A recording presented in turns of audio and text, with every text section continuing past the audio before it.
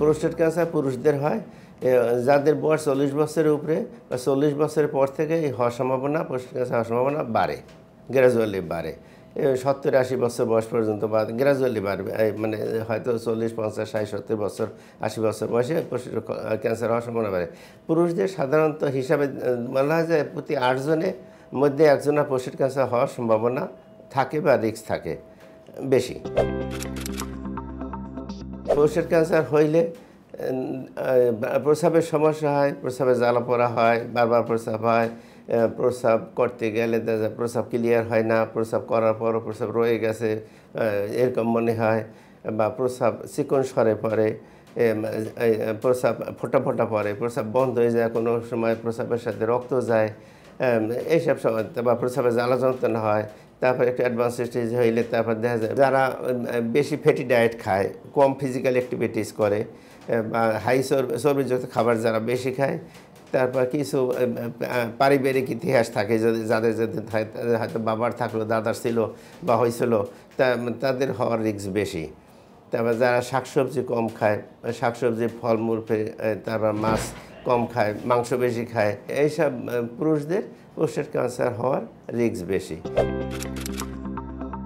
Prostate cancer screening আমাদের দেশে বা পৃথিবীতে খুব একটা পপুলারিটি পায় নাই, বা প্রোস্টেট ক্যান্সার হয়তো আর্লি স্টেজে স্ক্রিনিং করে বা স্ক্রিনিং করে যে প্রোস্টেট ক্যান্সার ইনসিডেন্স কমানো যায় বা রেট কমানো যায়, তা খুব একটা কমানো যায় না। তবে প্রোস্টেট ক্যান্সার স্ক্রিনিংয়ের জন্য হয়তো রুটিন টেস্ট করতে হয় বা পিআর করতে হয়, পার রেক্টাল এক্সামিনেশন বা ডিআরই বলে, ডিজিটাল রেক্টাল এক্সামিনেশন করলে প্রোস্টেট যদি ক্যান্সার হয় বা প্রোস্টেট বড় হয়, তাহলে পিআর করলে তখন এই প্রোস্টেটটা বড়, ওই লার্জার সাইজ, ইউজুয়াল সাইজের চেয়ে লার্জার সাইজ হয় এবং ইরেগুলার হয়, পেইনফুল হয়, এ দিয়ে আইডিয়া করা যায়। তারপরে এরকম থাকে, অথবা আলট্রাসোনোগ্রাফিতে, সিটি স্ক্যানে বা এমআরআইতে যদি প্রোস্টেটের সাইজ বড় হয়, ধরা যায় যে প্রোস্টেটের সাইজ বড় হয়েছে, বা হয়তো সারাউন্ডিং প্রোস্টেট থেকে যে সেমিনাল বেসিক্যালি বা প্রস্রাবের থলিতে অ্যাডভান্স স্টেজে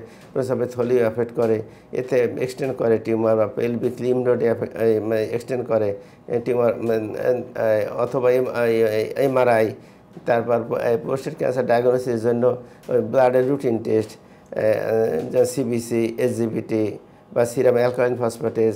তারপর প্রোস্টেটের জন্য হরমোন, পিএসএ হরমোন, প্রোস্টেট স্পেসিফিক অ্যান্টিজেন একটা হরমোন আছে, বা ক্যান্সার অ্যান্টিজেন বলে, এইটার লেভেল বেড়ে যায়। এটার নর্মাল লেভেল হয়েছে সাধারণত 4 ন্যানোগ্রামের নিচে থাকবে পার এমএলএ ইউজুয়াল রেট। তা অনেকে দেখা যায় 50-100 হয়ে যায়, বা বেড়ে যদি যায় তাহলে আমরা প্রোস্টেট ক্যান্সার, বা সেই বেশি হয় না তো প্রোস্টেট ক্যান্সার সন্দেহ করি। তখন যদি হার্ড ইরেগুলার প্রোস্টেট হয়, এরকম আঙ্গুল দিয়ে, পায়খানা রাস্তায় আঙ্গুল দিয়ে পরীক্ষা করলে যদি প্রোস্টেট এরকম পাওয়া যায়, তখন প্রোস্টেট থেকে বায়োপসি করে তারপর ডায়াগনোসিস কনফার্ম করা হয়। বাংলাদেশের ক্ষেত্রে প্রোস্টেট ক্যান্সার চিকিৎসা ব্যবস্থা আপ টু মার্ক বা ভালোই আছে বা আগাইছে। আমরা পুরোপুরি ওয়েস্টার্ন কান্ট্রি বা ডেভেলপড কান্ট্রির মতোই ট্রিটমেন্ট করি ডায়াগনোসিসের ক্ষেত্রে। আমাদের দেশ চিকিৎসায় বা রেডিওথেরাপি এই ট্রিটমেন্ট করতে গেলে প্রথম দিকে প্রোস্টেট ক্যান্সারের কিউরেটিভ ট্রিটমেন্ট রেডিক্যাল রেডিওথেরাপি বা অথবা রেডিক্যাল সার্জারি মেন ট্রিটমেন্ট। 2 নম্বরে রেডিওথেরাপি, তারপরে হরমোন থেরাপি, এরপরে কিছু ক্ষেত্রে অ্যাডভান্স স্টেজে কেমোথেরাপিও দিতে হয় বা হিমোনোথেরাপি, এগুলো দিয়ে ট্রিটমেন্ট করা হয়। তাই ট্রিটমেন্টের ব্যবস্থা বাংলাদেশ যদি লিমিটেড, আমাদের দেশে বাংলাদেশ ডেভেলপিং কান্ট্রি, হয়তো সব রোগী রেডিওথেরাপি চিকিৎসা নিতে পারে না, খরচ বহন করতে পারে না, এই জন্য হয়তো সব রোগীতে প্রপারলি ট্রিটমেন্ট করাইতে পারে না। কিন্তু চিকিৎসা ব্যবস্থা যেভাবে হওয়া উচিত সেরকম ব্যবস্থা আমাদের দেশে আছে। কিছু পার্শ্বপ্রতিক্রিয়া আছে, যেমন অপারেশনের মরবিডিটি আছে, যদি হয়তো খুব বেশি বয়সী পেশেন্ট হয়, অন্য হার্ট ডিজিজ থাকে, ডায়াবেটিস থাকে, খুব ডেবিলিটেড পেশেন্ট হয়, দুর্বল রোগী হয়, তাহলে অপারেশন করতে হয়তো একটু কষ্ট হয়, বা কিছু অপারেশনের মরবিডিটি থাকে, হয়তো রিস্ক থাকে। এছাড়াও প্রোস্টেট অপারেশন করলে কিছু রোগীর দেখা যায় ওই অপারেশনের পর পোস্ট অপারেটিভ কমপ্লিকেশন, এর ভিতরে তোমার প্রস্রাব ঠিকমতো কন্ট্রোল করতে পারে না, ধরে রাখতে পারে না, এই সমস্যাটা হইতে পারে। এছাড়াও সেক্সুয়াল অ্যাক্টিভিটি হ্যাম্পার হইতে পারে।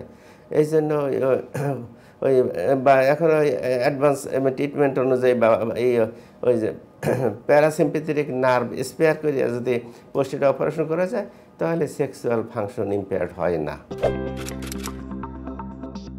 ক্যান্সারের ক্ষেত্রেও যেমন মানুষ মনে করে যে যার ক্যান্সার হয় বা ক্যান্সার হ্যাজ নো আনসার, বা যার ক্যান্সার হয় তার আর বাঁচার কোনো সম্ভাবনা নাই, কিন্তু এই কথাটা ঠিক না। বা প্রপারলি যে ট্রিটমেন্ট হয়, ট্রিটমেন্ট করা যায়, তাহলে ক্যান্সার কিওর হয়, ভালো হয়। অনেক ক্যান্সারই কিওর হয়, ভালো করা সম্ভব। প্রোস্টেট ক্যান্সারও আর্লি স্টেজে ডায়াগনোসিস হইলে প্রপারলি ট্রিটমেন্ট করলে কিওর হওয়া সম্ভব। তাই কি ক্যান্সার ট্রিটমেন্ট বা স্টেজ অনুযায়ী করা হয়। যেমন TNM staging T1 T2 T4 এরকম স্টেজিং করে টিএনএম। টিউমার সাইজ উপর নির্ভর করে।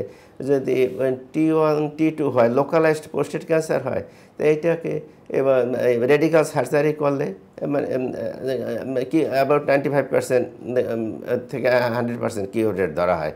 অথবা রেডিক্যাল রেডিওথেরাপি দিতে হলে ওই অ্যাডভান্স টেকনোলজি অনুযায়ী আইমাটি ভিমাট এই টেকনিকে রেডিওথেরাপি দিলে এটা পুরোপুরি কিওর হওয়া সম্ভব। আর যদি একটু অ্যাডভান্স স্টেজে হয়, তাহলে হয়তো অপারেশন যদি ইম্পসিবল হয়, সম্ভব না হয়, তখন সেই ক্ষেত্রে হরমোন দেওয়া। আর পোস্টেড গ্ল্যান্ড আমাদের ব্রেস্টের, মহিলাদের ব্রেস্টের অ্যানালগ এস্ট্রোজেন হরমোন পোস্টেড গ্ল্যান্ডের এস্ট্রোজেন হরমোন দিয়ে পোস্টেড গ্ল্যান্ডের পেশেন্টদের ট্রিটমেন্ট করা যায়, বা সে হরমোন দিয়া। সে পুরুষ হরমোনে, ফিমেল হরমোনে পোস্টেডের বৃদ্ধি কন্ট্রোল করে বা কমায়।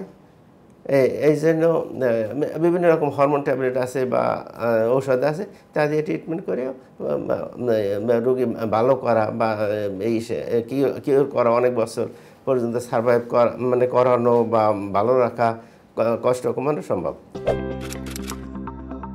ক্যান্সারের নাম শুনলে বা রোগীরা যখন জানতে পারে যে আমার ক্যান্সার হয়েছে, তখন অনেক রোগী খুব দুশ্চিন্তা করে বা ভেঙে পড়ে, বা সাথে সাথে ফ্যামিলি। আমাদের উচিত বা সবাই উচিত বা আমাদের ডক্টরদেরও উচিত পেশেন্টকে সাপোর্ট দেওয়া যে এটা হয়তো এই অসুখটা হয়েছে, এইটা ট্রিটমেন্ট করলে এটা ভালো হওয়া সম্ভব, বা এই অবস্থায় আমরা ধরা পড়ছে, ভালো হওয়া সম্ভব।